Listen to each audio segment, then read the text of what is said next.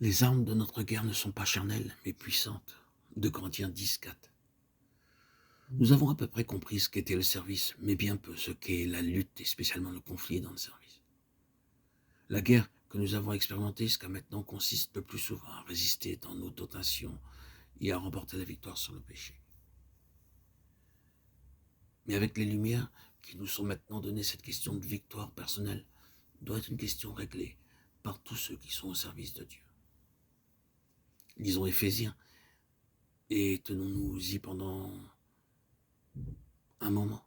Mettez s'il vous plaît de côté tout ce qui ne vous est pas clair et remettez-le au Saint-Esprit pour qu'il vous le rappelle plus tard.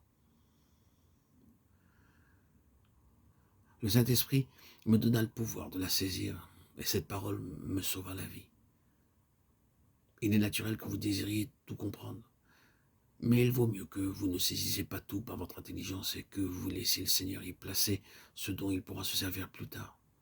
Ces choses, ces pensées vous reviendront quand vous en aurez besoin si vous ne les chassez pas en les discutant et en les disséquant. La semence de la vérité doit être déposée dans l'intelligence et y rester en repos tranquillement jusqu'à ce qu'elle y prenne vie et nous soit appliquée par l'Esprit de Dieu. Cette guerre n'est pas une guerre terrestre, ce n'est pas non plus entièrement une lutte contre les tentations, une guerre qui consiste à vaincre un certain péché. C'est le combat de celui qui est uni au Seigneur ressuscité, revêtu des vêtements lumineux, de l'armure entière de Dieu.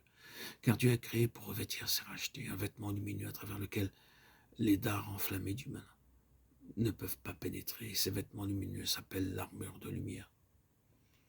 C'est l'armure complète de Dieu, le revêtement de l'esprit du croyant, du nouvel homme par le Seigneur Jésus. Romains 13, 12, 14.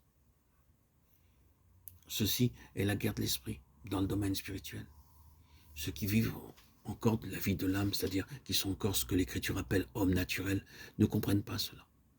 Vous leur parlez et ils ne comprennent pas votre langage. Il y a deux sphères absolument séparées, la vie victorieuse vécue sur terre et la guerre victorieuse dans la sphère invisible, celle qui, unie au vainqueur et dans sa victoire, remporte la victoire sur les forces invisibles des puissances des ténèbres. L'Esprit de Dieu est à l'œuvre dans l'Église pour amener le corps de Christ, je dirais expérimentalement, car il l'est déjà de fait dans la sphère céleste. La sphère que Paul connaissait et où il vivait. Nous avons si peu réalisé ceci que nous y sommes comme des étrangers, ne connaissant ni bornes ni frontières et par conséquent ignorant le chemin. Nous avons déjà parlé de la description faite par Paul de cette guerre. Car notre lutte n'est pas contre la chair et le sang. Il n'est donc pas question ici de victoire sur le péché.